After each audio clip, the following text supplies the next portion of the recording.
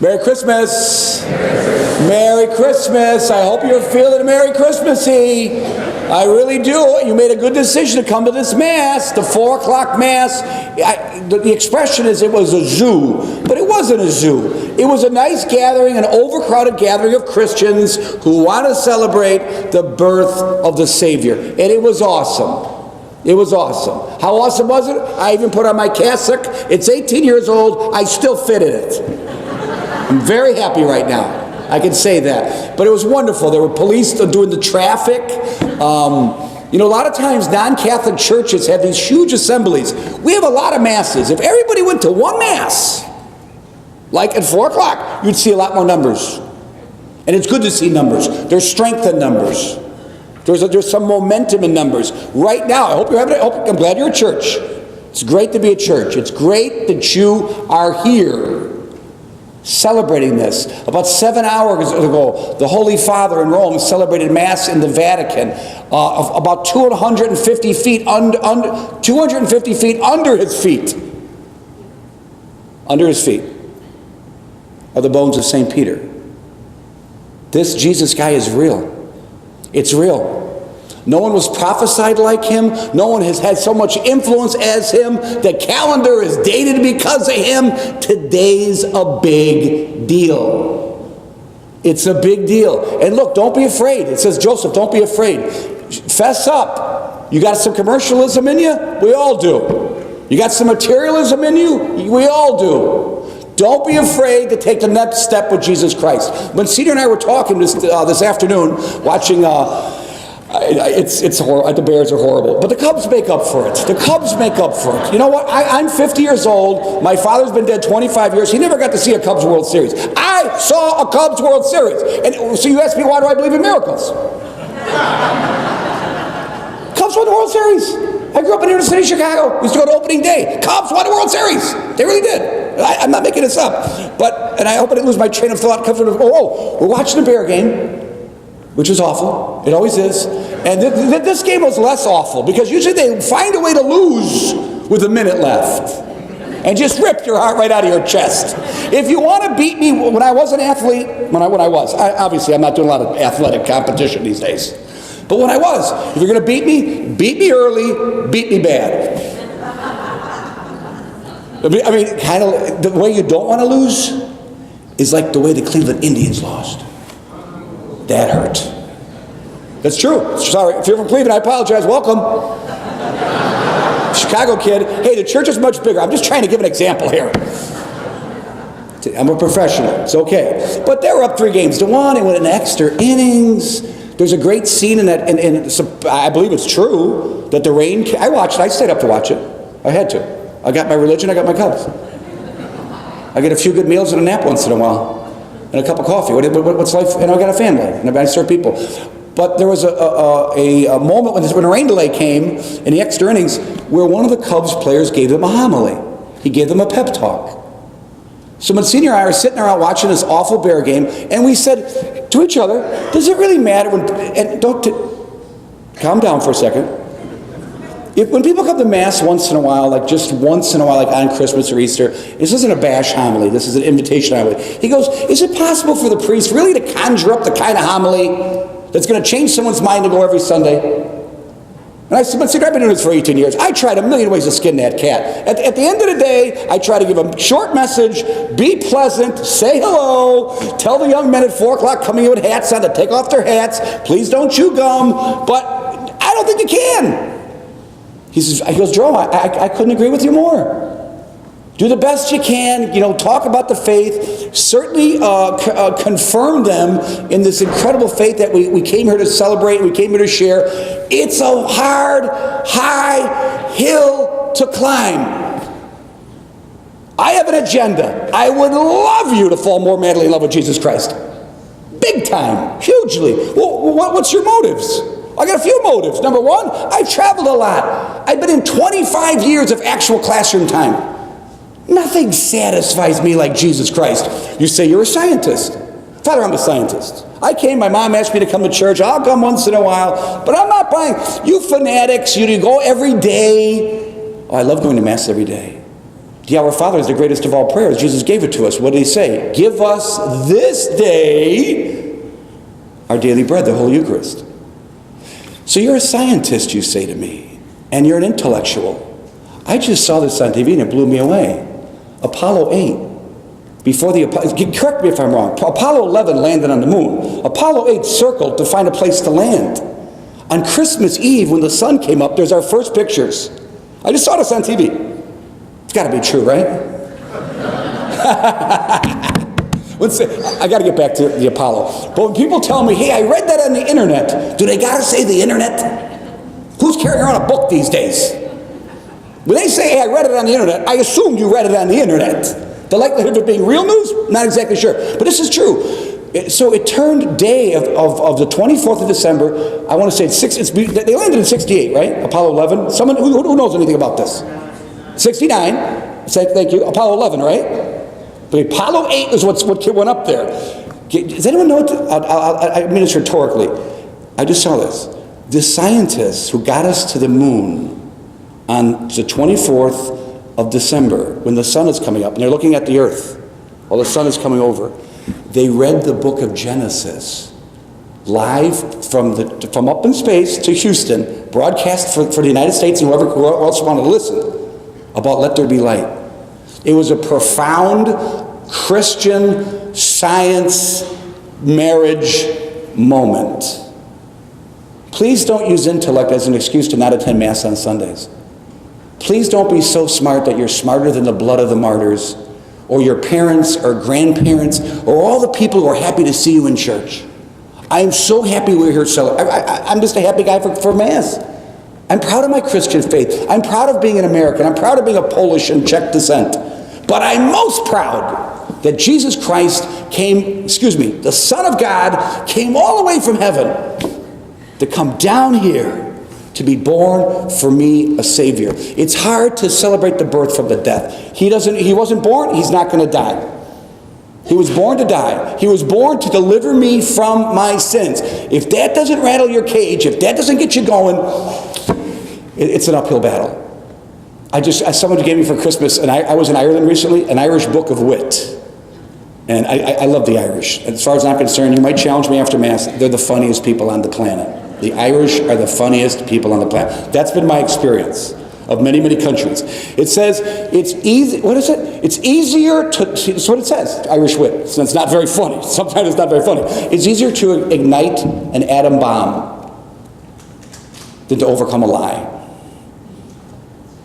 It's easier to ignite an atomic bomb than to be shown that your way of thinking is not correct. So be open. Don't be afraid. Let this stuff in. It works. So I guess the conclusion is simple. Christmas for, I don't know how many, 2 billion Christians? There's 1.2 billion Catholics, I know that. And I also know that 900 million don't go to church every Sunday. And it's an every Sunday deal. I don't love my wife just on one day a week. Or no days a week. I don't want to tell my children I love them once a week. 1 hour a week. I just talked to my mother on the phone, and she's doing okay. She's having some trouble. I just don't like talking about it. But she says, how many of you are going to receive gifts this Christmas and not write a thank you note? No disrespect. But mano y mano, I'm 50. For those who are older than me, you know the deal. That's kind of classless. Is that right? Am I right by saying that? If somebody gives you a gift and you don't write them a thank you note, one reason why I'm not a parent if you're visiting, because the first time one of my children would open up a gift and cast it to the side especially if I'm a factory worker, or I'm working on the assembly line, and I spent my hard-earned money, I'm trying to make a life with your mother, and you rip open the gift, you throw it away, I didn't want this. Now I know why I'm not a father of children, because I'd be in the state penitentiary. I wouldn't know what to do. No, I wanted this to be a short homily, but I got the midnight Mass. So I took coffee. But I worked for Maryville Academy, my first job out of college, before graduate school, before I was in the seminary, with homeless, adolescent, they say African American, whatever word you want to use, blacks in inner city Chicago, whatever word is comfortable for you. I don't know what word works anymore. All I know is they were wards of the state. They were in the most serious, sad predicaments. And because of it, I ran into some of the most angry, ungrateful people. I'm not blaming them. I'm just telling you what I encountered. Ungrateful people are a miserable lot. I'm not blaming them. I just don't want to be one of them. I want to have a grateful heart. I want to be a better man. I want to be a better person. I want to be more receptive to God's loving me. I want to celebrate this birthday for real. Hey, who remembers this? My 7th birthday, Ground Round, North Avenue, near the paddle wheel, Homestead. Come on, anybody with me here? Huh? Outside of Chicago. We're in Maywood. We're in Maywood, I think. When there was a birthday, kids, you don't know this. You're young, you don't know this. If there was a birthday in a restaurant, the whole restaurant used to sing. It's true. Now we're doing this. Someone's birthday. Losers, quiet. It's just true. No, the whole restaurant. I have no idea what this is. If I caught it, that would have been cool, huh? Hey. But the whole restaurant used to sing, it's a big deal. Being born is a big deal. Your birthday is a big deal. Hey, for all you young people, when it's your birthday, when do you get married birthday? Did you ever call your mom? She remembers your birthday. Seriously, hey mom, I was born like right after midnight, and I was like 10 pounds. I'm a load now. I think my mom had half a watermelon. But I call my mom, like, Mom, you're a saint, you're awesome. She's like, your birth was hard, but raising you was worse. So it's important, and and nobody wants to be a party. Look, what are some of the, besides traitor and unpatriotic, which we're not going to go there, some of the worst things people can say about you is, you're a Debbie Downer. And I feel sorry for Debbies out there, because I don't know how they get stuck with that. Or you're a party pooper. Don't be a party pooper on Christmas. You get excited about Christmas. It's a big day. God sent his son from eternity. It was planned. It's a big deal. And he came down and he took on our flesh in all ways but sin, and he died for us. And he rose from the dead. Hello? Can you conjure something up in your imagination in any way, shape, or form, even close to rising from the dead? That's what I want.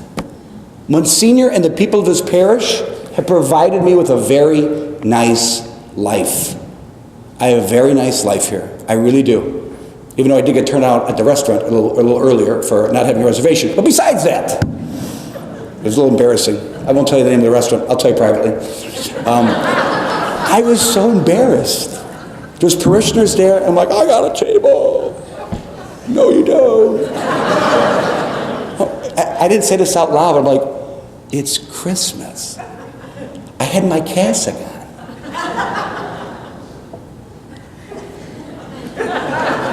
My dinner dates were a married FBI couple. I could have turned up a huge Twitter storm problem.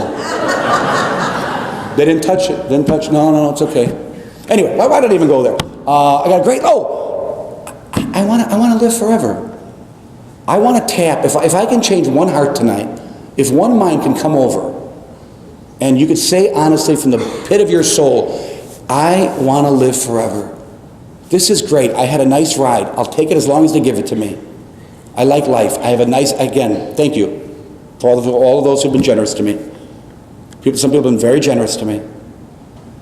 I want to live forever, and Jesus Christ is my answer to that. He's my solution. I'm going to hitch my caboose to his engine. So wherever you are in the spiritual life, it doesn't matter. See this as a personal invitation on Christmas to bring Jesus to another level into your consciousness.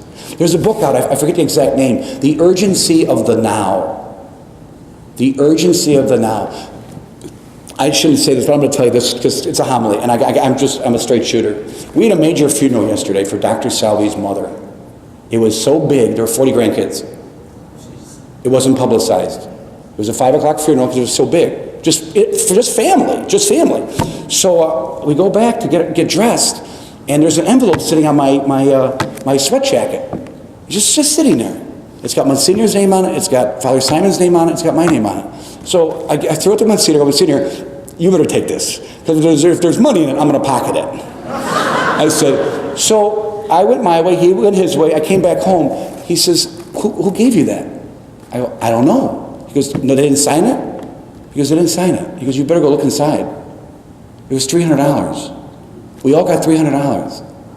And they all wrote us a private personal note Father Simon, I had tears in my eyes when I read. He got a better note than I got, first of all. I'm just being honest. Because people misunderstand that poor fellow too often. And what they wrote in that letter was, Father Simon, it is evident and in crystal clear, you love this country. Because he lives somewhere else. And he knows what it's like living somewhere else. And his speech isn't always the right speech. Anyway, Monsignor had his thing, I had my thing. The point is, we don't know where it came from. That was a tremendously generous, kind, and thoughtful act. I want to be like that. I want to be that generous. I want to be that service-minded. I want to be that unselfish. And Jesus helps me accomplish that. So whoever that person is, to all the people who support us, thank you, most sincerely. And the capstone of all of this is, Christmas, back to the restaurant owner who turned me out, it's about Mass. Google it. Christmas comes from so if you're visiting, great. Mass is what makes Christ born in the now, in our hearts. You see, our hearts are altars. They're invisible altars that we're called to discipline ourselves and practice the virtues and purity and selflessness so he can continually be born in our hearts and we can grow in his strength and I can be a better person. So let's conclude the homily. You've put up with enough of my antics. So to that one person, whoever you may be, will my marriage change dramatically? Yes, it will. Will my family relationships change immediately? Probably not. Probably not. Because the same way I gotta twist arms and pull ears and do the best I can to get others along, welcome to the club. It's still the best journey you'll ever get on. It beats a roller coaster, but times 10. If everyone accepted Jesus Christ in their hearts, would the nation be a better place? Absolutely. Would we do better in our inner cities? Absolutely. You're telling me the world would be a better place if everybody allowed Jesus Christ to be born in their hearts? Amen.